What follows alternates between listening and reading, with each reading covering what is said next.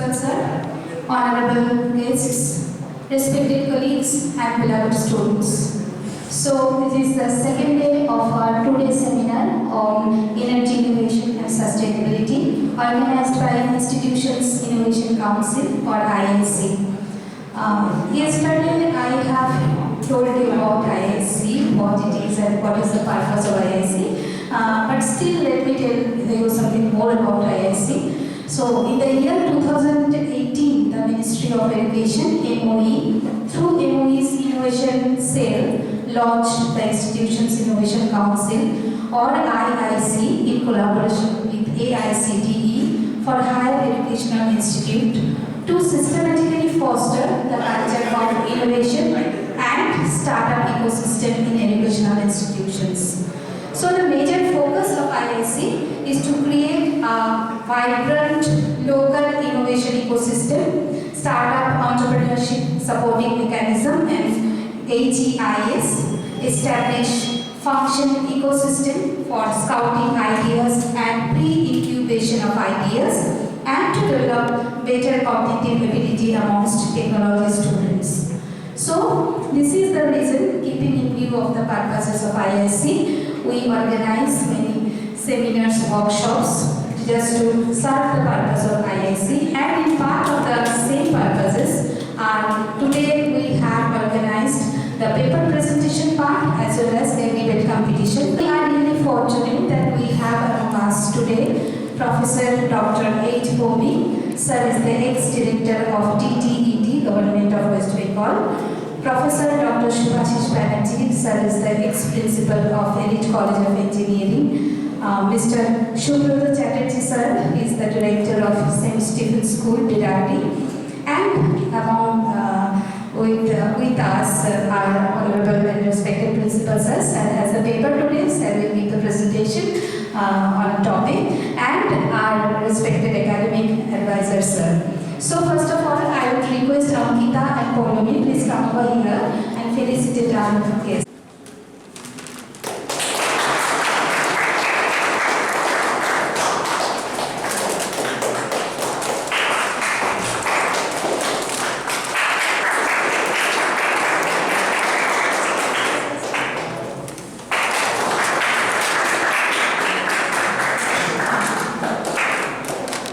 We are going to start the first half of our last day of the seminar on energy innovation and sustainability, and I would request our chief guest, Professor Dr. H. Bhowmik, sir, to please come up on the stage and enlighten the audience with his valuable words. To all of you. Now, talking about this today's seminar, as I see, the title is Energy Innovation and Sustainability. So first, I wish I will talk a little about what is energy and what is its importance in our life. We all must be knowing the definition of energy.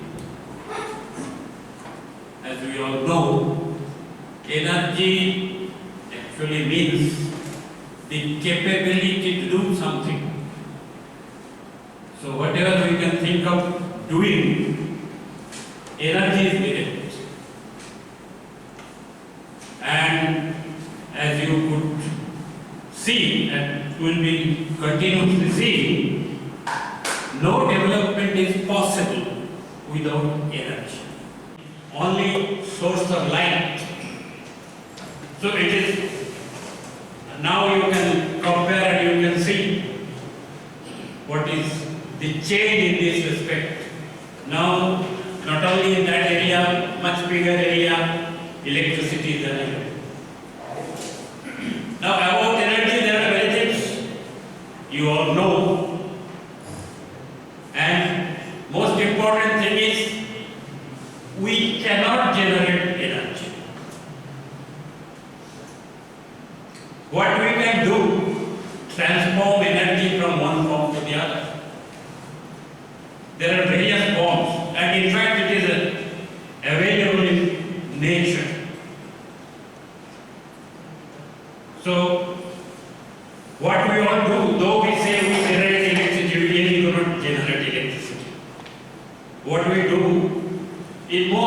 just conventional way, we change heat energy to electrical energy. So there are various formulas that they say, and most common is heat energy. And from that we convert to electricity. As I have just mentioned, energy is available everywhere. It's something like that English saying, water, water everywhere, but not a drop to drink. This earth surface, you know, about 3 parts of water earth surface is water. Remaining is the land mass. But that water directly cannot be of any use to any of us. But there, similarly, energy is there. There is energy in, everything you can think of. Now, let us see how I say this.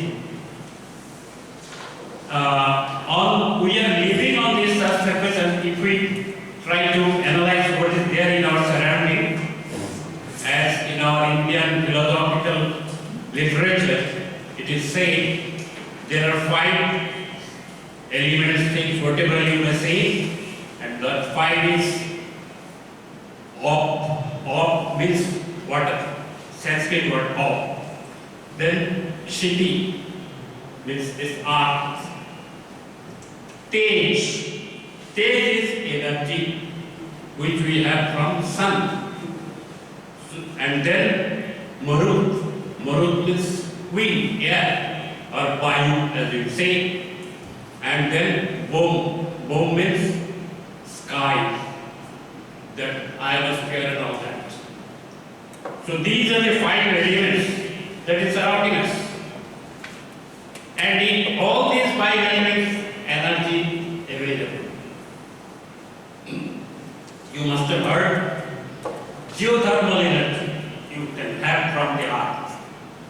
And you also know tidal energy. From water we get energy. And Tej, that is light or heat from the sun. And as you know, these days, a lot of work is going on, not only going on, already we are getting result out of it. Electricity out of the sun's radiation.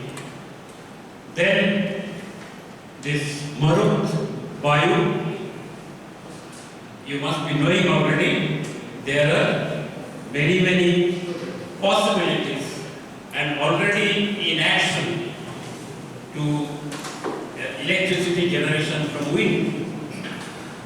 Then comes Bom, or the outer space.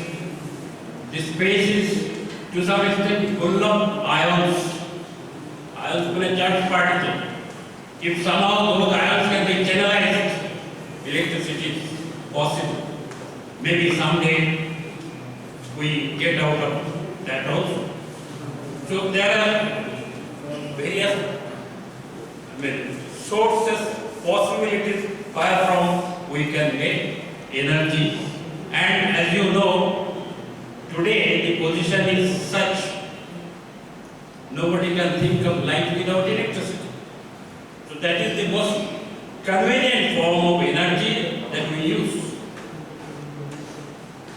You can think of anything, even for a human being running his bodily activities, electricity is needed. So you may ask where from that electricity is coming.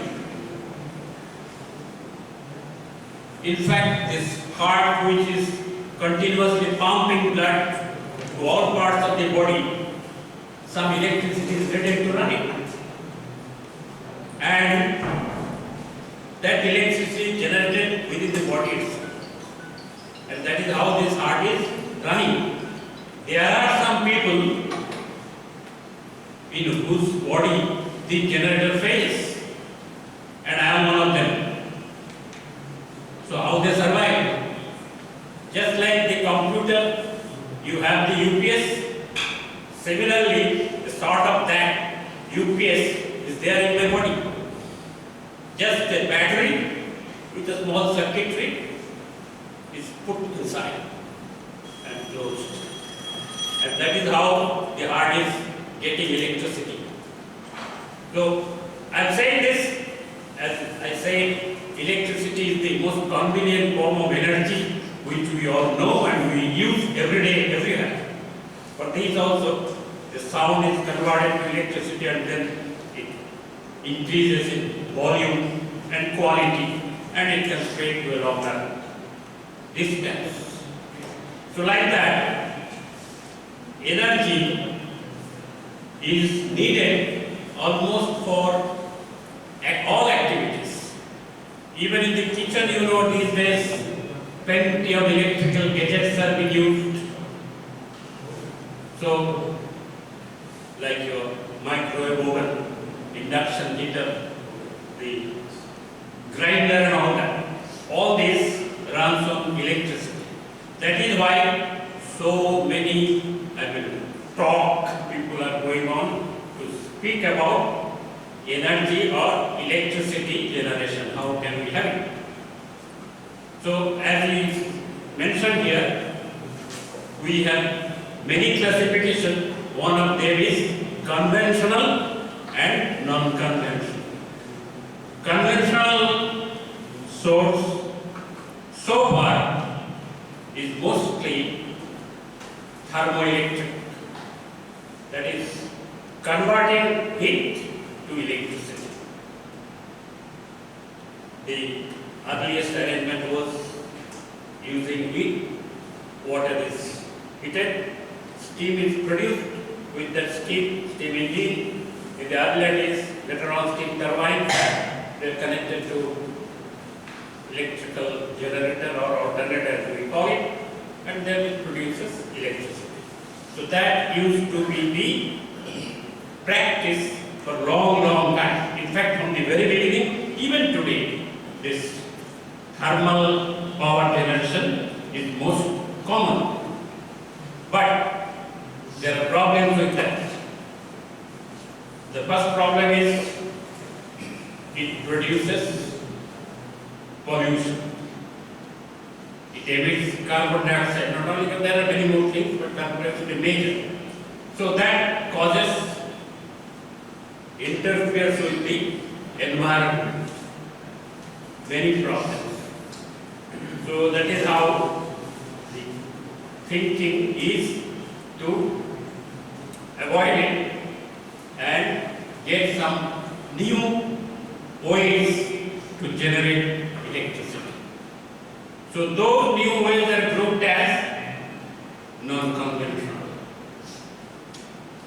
Though everywhere there is a change of energy. As for the solar, heat is coming directly and that heat is converted to electricity. There are many ways of doing it. You must be knowing and you will be knowing as you go ahead with your academic activities. So that is why these are called non-conventional, or so to say, not the practice, but the time is not far off when this will become the most common way or common method of producing electricity, because we cannot think of a life without electricity. Now for all activities, electricity is a must, as you must have known already. These small cars are coming with battery power. So that way, in almost all activities, electricity is the most common form of energy that is to be used. So that is why this non-conventional is getting popular and popular day by day. So out of that, already this solar photovoltaic, as it is called, is coming up, and a few stations are already in work within India. Throughout the world, there are many. There are many ways of doing it. One very new idea or new style of generating this is called photovoltaic, not photovoltaic. Photovoltaic means a floating arrangement. So that advantage is you don't need land and not much of construction. If you have a water body, maybe the sea itself, so there you can have some floating structure on which the solar panel will be mounted and the solar panel can be tilted. As the sun's angle change, it can change its position so that it can generate maximum electricity at all time. So that is what is called photovoltaic. Floating photovoltaic cell. So these two together. So this is the latest development going on in solar photovoltaic technology. And once this can be done fully, the advantage is it can be made ready very quickly. It does not take much time. Within about a 1 year time, a few megawatt generation possible. And it does not require any land, and that way no big construction. So these are some of the advantages of this non-conventional way of thinking. There are many more. There are some people are thinking like that also. You must have heard that pressure sensitive transducers. There are certain materials, those which are called piezoelectric materials, on which if you apply pressure on one direction, a perpendicular direction, there is a potential difference available. So like that, small piezoelectric crystals, one after another, can be arranged in an array, and you can get a big potential difference. Correct. So, in fact, in Israel, what they are doing is rail line, slipper, as you know, the rail and the slipper, gap in between, they are putting this photo with sensitive or this piezoelectric crystals, and number of them in series, parallel combination, you get a good source of electricity. So like that, many, we can go on talking for hours, but I'm sure you are waiting for more interesting descriptions from other speakers. So, not taking any more of your time, I just finish here itself and wish success to your effort in organizing this seminar. Thank you all. Thank you so much, sir, for enlightening the audience with your valuable speech. Now, I would like to request our honorable guest of honor, Professor Dr. Subhashish Banerjee, sir, to please come up on the stage and address the audience with your valuable speech. Good afternoon, everybody. My dignitaries on the dais, my ex-colleagues and our beloved students. Why I am telling ex-colleagues? Because I was the first principal of this institute sometimes back. So some of the people are already sitting in front of me, whom I know and with whom I have worked during my career. Anyway, today's discussion is regarding non-conventional energy, which is a very interesting topic nowadays, because finally what my previous speaker said, that energy is being converted from one form to another form, from heat to electricity. Because we are all electrical engineers, so we first catch hold of that side, electricity. But in any case, energy is being converted from one form to another form. Now, conventional way of producing electricity till such time was thermal power, from heat energy to it is being converted to electricity. So now the sources are reducing, and other resources. So we are thinking of going for some unconventional way where we can produce electricity from, say, wind power, water and other things, so that it can be utilized in a different form and less amount of pollution involvement is there. So this is really a very interesting topic nowadays. Even Macaut has given a paper, I know, in electrical engineering, that is non-conventional energy. Finally, there is an electric paper in final year, in which semester I do not remember right now. So that is very much required to take the whole thing forward. And we get electricity. Even nowadays we are seeing solar panels which are being installed in the roof. But from this natural source of electricity, sun power is being converted to electricity. So this people are thinking of different ways other than this thermal power or nuclear power. There are some disadvantages also for this different type of electricity generation. And this non-conventional way is more safe and it is not adding some points in pollution. At the same time, it is not replenishing our resources. Finally, coal and other things, they are also being reduced. Every day underground mining and coal mining, that is, we have a limited amount of resource. Beyond that, we do not know what to go do. So non-conventional way of energy generation is very, very important, and it should be our students should be interested to see all those things. In fact, sometimes, I do not remember, maybe end of last year I had taken a seminar on renewable energy at Elite College. So those who attended that seminar, they must have seen that. Anyway, I must appreciate Elite Management is doing a lot of things in this area, so that interest of students or interest of people are being taken care of.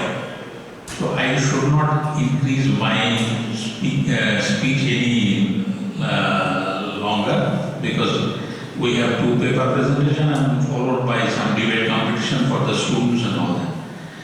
Once again, thank you everybody for attending this seminar. Thank you so much, sir. Again, for enlightening the audience with your valuable words. Now, moving forward to the main segment of our second day of this two-day seminar, the first speaker of the paper presentation segment is our Honorable Principal Sir, Professor Dr. Sudeep Prasad, and the topic of Sir's presentation is Offshore Wind Turbine Structure and Foundation. Before introducing Sir, I would like to introduce Sir in front of the audience. Professor Dr. Sudeep Prasad is a civil engineering professional with significant academic experience and responsible senior positions in India and abroad. He published more than 125 technical papers in reputed journals and conferences, and is recipient of several research awards at national and international levels. He is an active reviewer of numerous top-class international journals. He has supervised more than 10 research students at postgraduate levels and executed sponsored research projects in different universities. He has undertaken several academic visits in many countries, including USA, UK, Germany, Australia, New Zealand, Singapore, China, etc. So let me invite our Honorable Principal Sir, Professor Dr. Sudeep Prasad, on the dais. And laboratory tests, current research at our college, and some conclusions. So, as my previous speakers have already told, that sources of energy cannot be produced, right? Cannot be generated. It can only be derived and converted from one form to the other, right? So, whatever activities performed in the nature, it is due to the conversion of energy from one form to the other. So basically, the sources of energy may be classified as conventional and non-conventional sources. the conventional sources, as we already know, basically is the thermal energy, the heat energy which is derived from maybe from woods, the coals, petroleum, natural gas, etc. etc. Right? And the non-conventional energy, right, which are derived from the nature by various sources. For example, the solar energy, the wind energy, okay, the kinetic energy in the wind, we are deriving to produce electricity. The tidal energy, the kinetic energy of the sea waves, so we are using it to produce electricity. Geothermal energy, that is the temperature difference between the groundwater, underground water, and the surface water. This temperature difference has been used to produce electricity, and that forms the geothermal energy. And the biomass energy, I think the biomass energy in details will be covered by my next speaker, Professor N. Sideshwar. So, let us try to have some idea about the conventional versus the renewable energy. Right? So, conventional energy, that means it is used for a long time, and still we are using conventional energy, and therefore it is on mass scale production. Right? And it is consumed for a long time. Since it is consumed for a long time, it is consumed in various ways. For example, domestic consumption, industrial consumption, commercial consumption, and so on. So because of this mass scale consumption, production and consumption, the fossil fuel stored in our world is decreasing, deteriorating day by day. Right? So because of which the energy source availability of energy is reducing day by day. And therefore it is likely to be exhausted. Right? And since because of the principle of supply and demand, okay, cost and demand, the cost is enhancing because of limited storage. Storage is reducing, so the cost is increasing. You can see the electricity bill which comes to your house is increasing day by day, right? That is the reason. So, and also what my next, the last speaker told, that this conventional energy produces a lot of environmental pollution. That is the main disadvantage, okay? So these main disadvantages have been covered in the renewable energy form. Okay, so they are readily available in the nature. For example, wind energy. Okay, so the coal or the petroleum, they will finish, one day they will finish, but the wind will not finish. If you use the wind energy to derive electricity, it will not be finished. Will it finish someday? It will not be finished. It is continuous. Okay, therefore it is called renewable energy. Right? And it is environmentally friendly. Produce much less. I do not say that it does not produce any pollution, but it produces much less pollution compared to the conventional energy. Right? And also it is cost effective because they are derived from the nature, which is freely available. So it is cost effective. Right? Only the installation cost, the production cost, and the maintenance cost are being covered. So let us move quickly to the next slide. So energy consumption scenario around the world. You can see that this is the coal energy, the fossil fuel stores, the gas, the hydro and other energy. This is the nuclear energy, the solar and wind, and the biomass energy. Okay. So this is the pie chart. And you can see the next slide that the conventional energy source is gradually reducing day by day. And to 2025, you can see the renewable energy level usage, consumption is expected to rise. Okay. One day they will cross. In fact, that is our debate competition today as well, I guess. So, wind energy, right? So, my topic of discussion is wind energy. Let us try to understand what are the merits and demerits of wind energy. In fact, the merits of renewable energy is also the merits of the wind energy, right? But definitely wind energy has some limitations or demerits. Okay, let us try to focus on the demerits. What are the demerits? So we want the wind in cities, major cities and urban and suburban areas.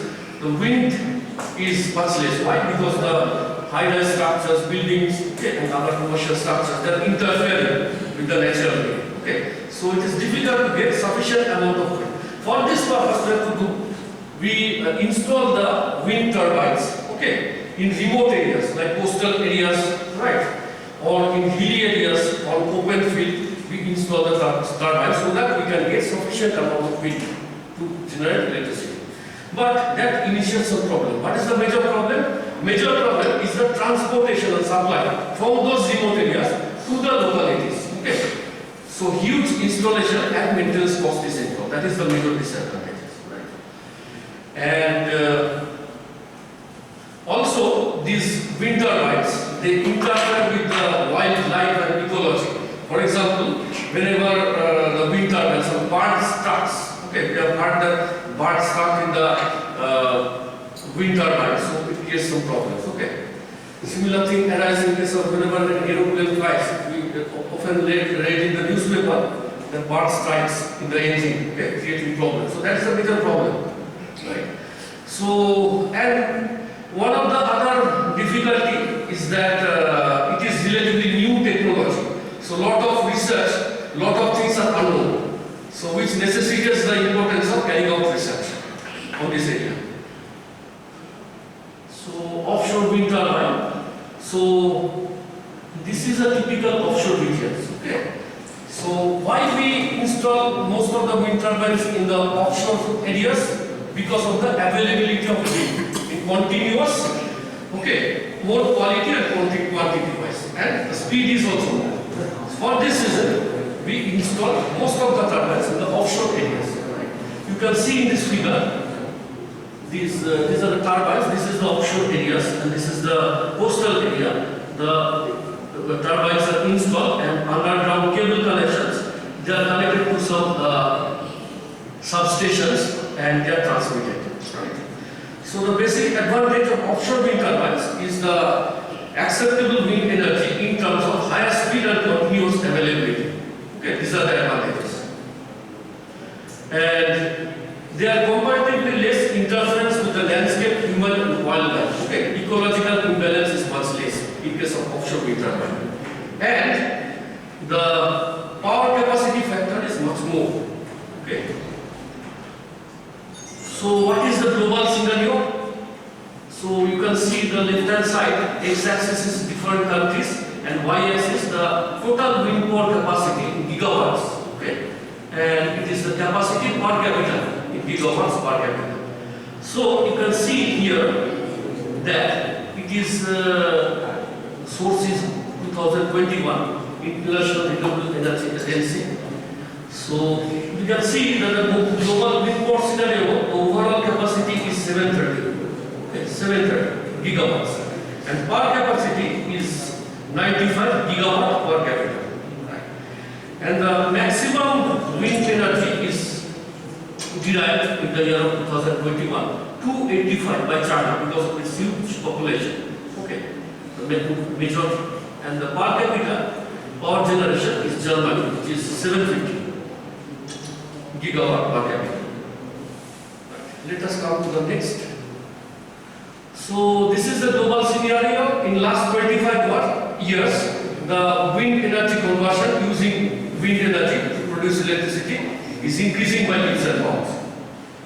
And this is the Indian scenario. It is the same thing. And what it is claimed in these references that what we have achieved is more than its target requirements. So, what is the basic principle of wind power generation? Let us try to understand this. So, wind has a kinetic energy, half mv square is the kinetic energy. So, this kinetic energy is converted by this propeller into rotational energy. First is converted to rotational energy. But due to lack of sufficient speed, it is sometimes required to be stepped up by step up gearbox. Okay? And with this enhanced speed, power generation is initiated by this electrical generator. Okay? So, this generated electricity is stored and inverted and then finally supplied to the power grid. This is the basic principle. And this electromechanical break point is occurred because in some storms or cyclones, whenever there is huge wind velocity, okay, so the basic components of the wind turbines are likely to be damaged. So in order to cut off the operation, the electromechanical brake are remotely applied. So basically the wind turbines are classified into two parts, the vertical axis wind turbine and the horizontal axis wind turbine. So these vertical axis wind turbines are basically small scales. Okay. Why it is vertical? Because the axis of rotation is vertical. Okay. And it is basically small scales as we have already told.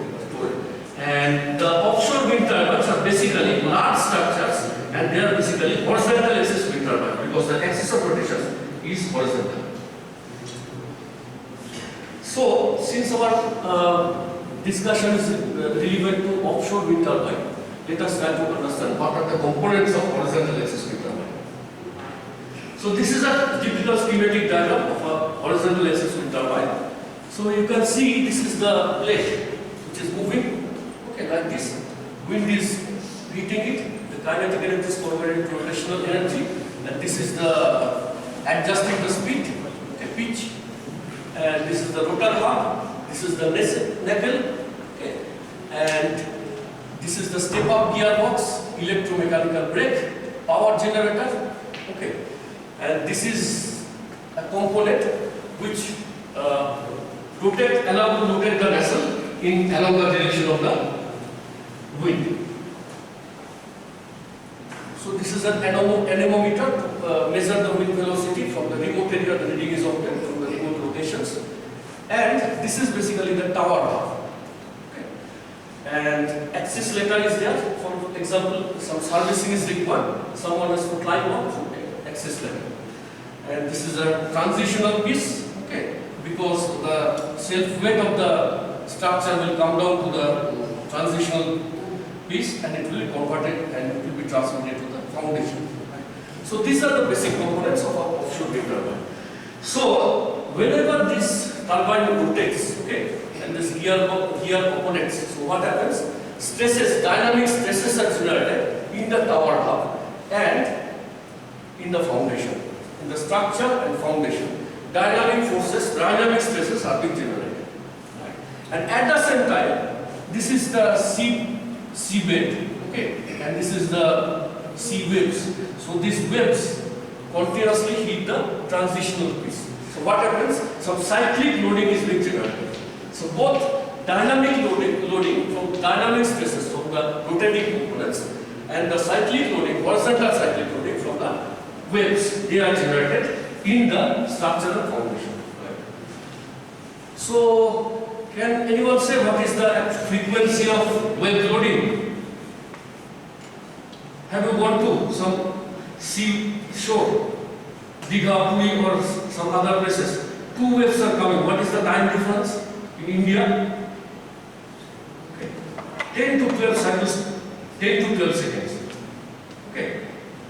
So 5 to 6 cycles per minute. Okay. That is the standard frequency of ocean waves. Anyway. So method of analysis of offshore wind components. Okay, so what is the major problem? Let's go back to the previous slide. So as we said, that this rotation produces a dynamic stresses. So we have to analyze the vibration, how much vibration is generated, and at the same time, some heat is generated because of this rotation. Heat is generated. So heat analysis, thermal analysis is required, and also we have to understand how much noise is produced. So noise generation, that is also one important parameter for design. So these are the basically what we have said. We have to carry out some analysis and not going into the details for shortage of time. Vibration analysis, the torsional analysis, acoustic emissions, temperature analysis, and all these things are there. Okay. So these tests are required to be carried out. Okay. For proper design and installation of wind turbine in the offshore regions. So you can go to the details with the sources available. So in our Elite College of Engineering, we have installed at our fluid mechanics laboratory, we have installed one small scale model wind turbine. Okay, this is the photographic view. This is a schematic diagram. The next one is the photographic view. Okay, small scale. To analyze what are the vibrations coming, how much is the power generation, this we try to study. And this was basically allowed to rotate, okay, by means of pedestal fans, okay, and also by means of blowers. So for lower velocity we use pedestal fans, and for some higher velocity we use blowers.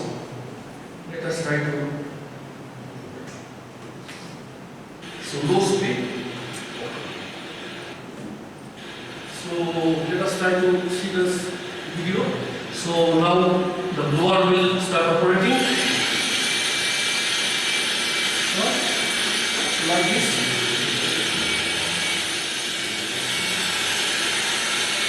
Now you can see the vibration is producing. So the vibration is here and the vibration is transmitted here to this tower shaft. Okay. And we have measured the vibration produced in this tower.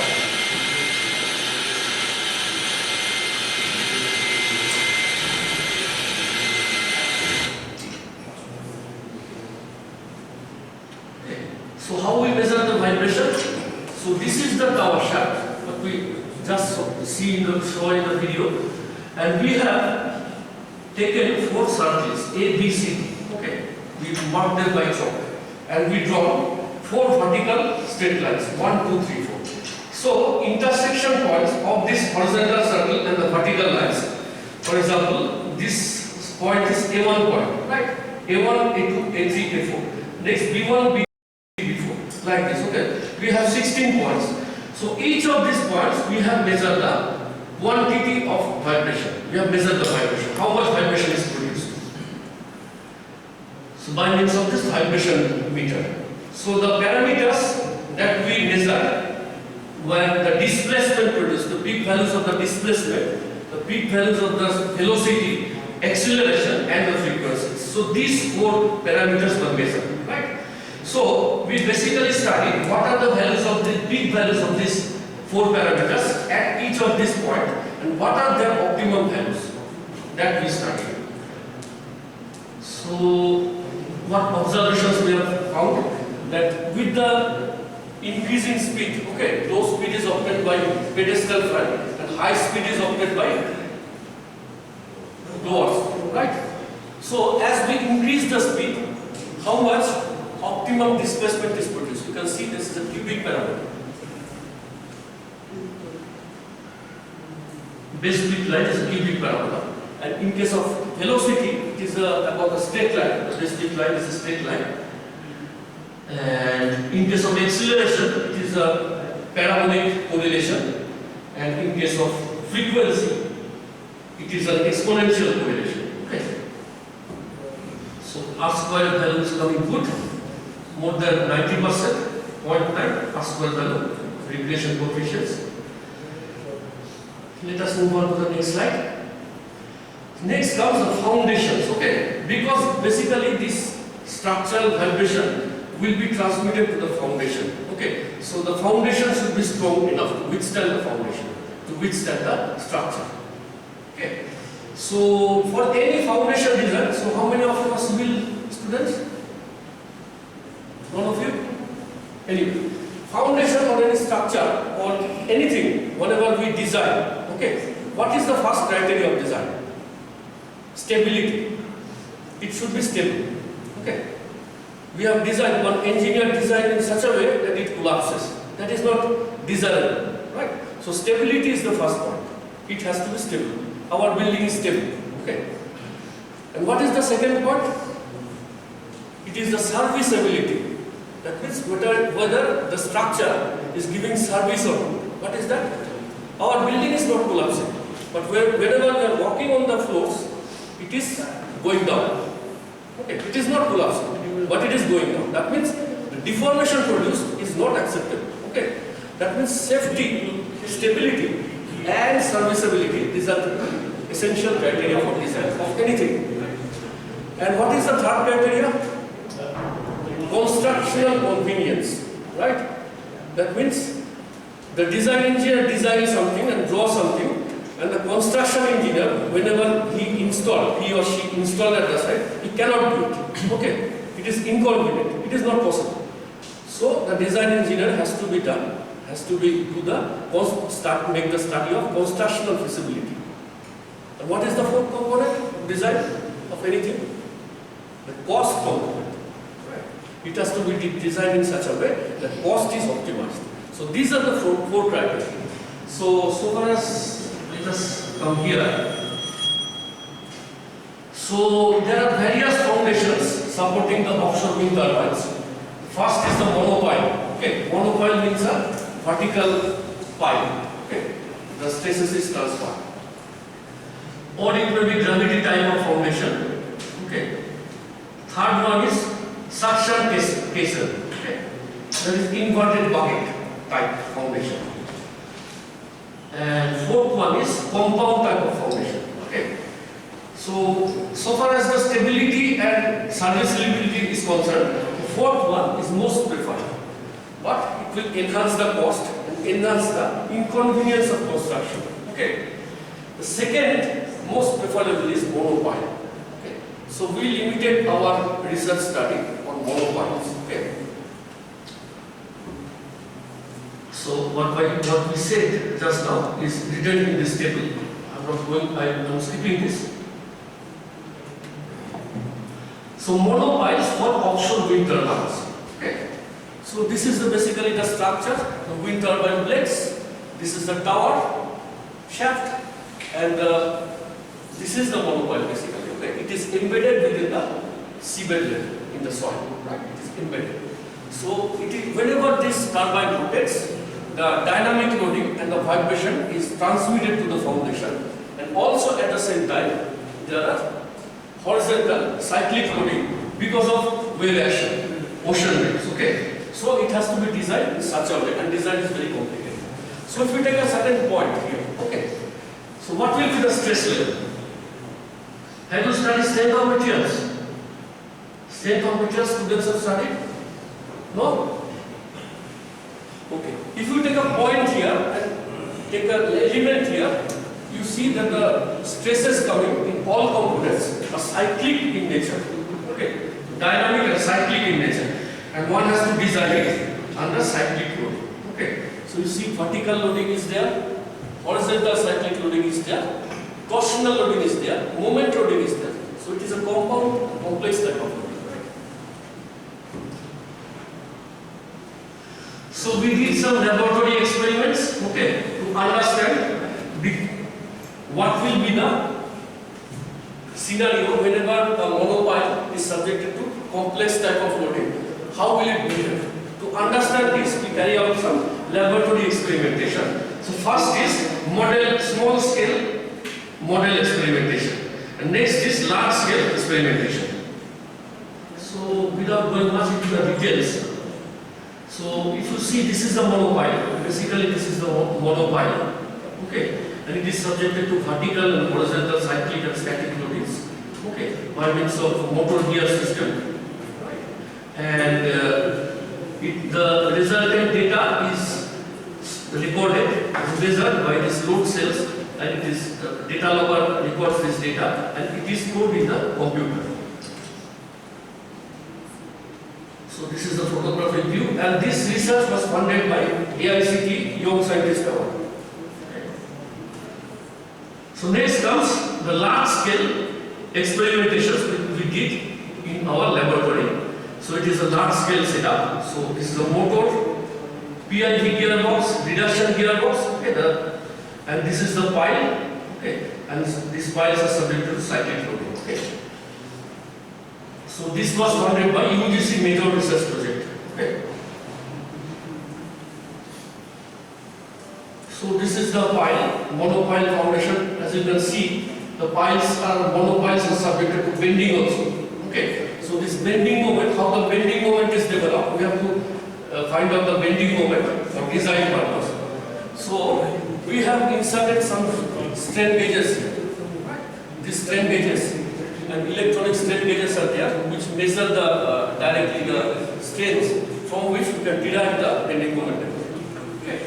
So this belongs to the large scale apparatus. So these are the diameters: 20 mm external diameter, 10 mm internal diameter, and the L by D ratio was 20. Okay. The overall length was 500 mm. For the small scale experimental setup, this was the configuration. 2x2 pile wood, stainless steel pile wood. And the dimensions are given here. So 5 mm diameter, and the center to center spacing is 15 mm, that is 3 times the pile diameter. So without much going into the details, let us proceed. So what observations did we found? Let us try to understand this. So this is the schematic diagram, and this is actually the photograph. This is a monopile which is subjected to horizontal and vertical cyclic loadings. As you can see, a gap at the soil-pile interface. Here the gap is formed, crack is formed, okay, and some soil heaving is formed in the front. These are very important observations we found out experimentally. And in case of that this was for clay soil. So whenever the offshore region contains clay soil, this is the observation. And whenever it is a sandy soil, the observation is a little bit of different. Okay? So how it differs? So whenever this is a pile floor, this is the sand bed. So whenever it is subjected to horizontal cyclic loading, some elliptical cone of depression is formed around the pile. Okay? Elliptical form of depression. And this measure and dimensions of this ellipse is gradually increasing with number of cycles. We also carry out some 2D and 3D finite element modeling. So these are some of the models. What is finite element modeling? You divide the entire structure into small models, okay, small elements, large number of elements, and you analyze the stresses, and you arrive at certain observations. That is called finite element modeling. I am not going into the details. So, and the software used were Fluxys 2D and 3D, and also recently we have used the Abacus software. So this was the modeling done on file group, right? 3D Fluxys finite element analysis. And what are the numerical observations? So this is a pile. Whenever it is subjected to horizontal loading, this has the stress generation produced within the soil. And this is the plastic strain development produced in the soil, what we observe from Abacus analysis. So some experimental and numerical values. First, what is the capacity? Monopile has a capacity, okay? Everyone has capacity. How this capacity is correlated with number of cycles? Okay, number of cycles of dynamic loading. So gradually it is decreasing and asymptotically it is more final value. Okay. Also with frequency, it increases to a certain stable level, asymptotically. And with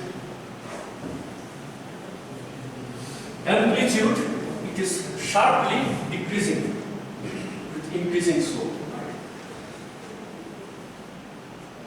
So the bending moment diagram was obtained from the strain gauge readings. This is the bending moment diagrams. We can see that the experimental results and the numerical results are closely matching. Anyway, we developed some design curves. I am not going into the details, but for any input parameters, we can design the monopiles, okay, and analyze the stress in the foundational structure with the help of this design curve. So monopiles are also subjected to torsion. How? Because the wind is hitting on the plates, okay, and some torsion is generated. So we have to analyze the monopile against torsion, okay. So we incorporated bending boundary element modeling, analyze the torsion, and the results are like this. You can see this is the finite element modeling, and this is the results. So we did some work at Elite College of Engineering by helical pile, some innovative work. Helical pile, yes. So what is helical monopile? There is a pile like this, and it is screwed, okay, through thread circle. So what are the advantages? It becomes more stable. Okay, we don't know, but we expect that it is more stable. So analyze the stability. We perform some experimental work in the laboratory at Elite College of Engineering, and my colleagues Professor Gautam Das and Professor Mrinmoy Pang. They helped me a lot. Actually, they did the experimentations. And I was there with them. And you can see these are the screw piles or helical piles. Okay. Why it is called helical piles? Helix. Do you know helix? What is helix? What is helix? You did not do drawing? No drawing? So what is helix? The brass Helical piles. What is helix? You study here. So, take it by some lever arm and push it down within the soil. Okay. So you see, one of our students is rotating and pushing it down within the soil. Pile installation. And this is the real experimentation is going on. Right? And this is, I think this is a vertical pull-out test which is going on. This is the spring balance, pile is there, this is the clay soil, and this is the confining chain soil.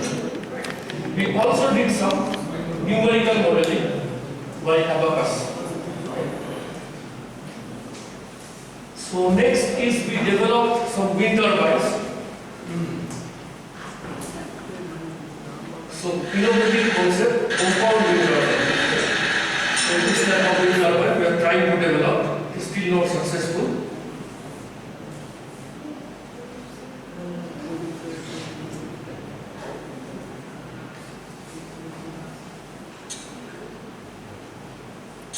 Okay, you can see this is rotating, this is a wind turbine. We developed in our laboratory. Okay, there are some conclusions. First conclusion is the wind energy is inexhaustible, convenient and environmental friendly due to continuous availability and high speed of wind. Offshore wind turbines are mostly preferred. Second conclusion is that the structural and foundation stability and serviceability is crucial for long-term sustainability of offshore wind turbines. Vibration of rotating components are important considerations for structural design. The third is that amortized foundation piles. Monopile foundation is a common practice for supporting offshore wind turbines due to various advantages. Apart from dynamic loading from superstructures, withstanding cyclic loading originated by wave and wind are the desired requirements. Okay. Basically, these three are the primary conclusions. We had some publications, okay, in journals and conferences. So there are some, I should acknowledge the financial assistance to carry out the whole research was obtained by University Grants Commission in form of major research project, AICT in Young Scientist Award, and we had some DRDO, Ministry of Defense, Government of India student project also. And we had some technical collaborations with international leaders around the world. Professor Musharraf Zaman from University of Oklahoma, from University of Nevada, Las Vegas, from China, and some Australia. So that's all. Thank you very much.